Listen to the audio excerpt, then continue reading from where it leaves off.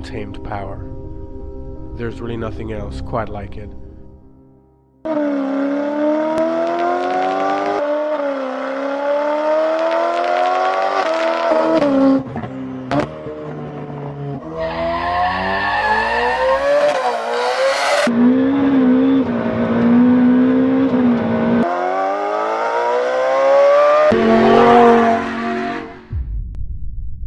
It's just the most intensely visceral driving experience I've ever had.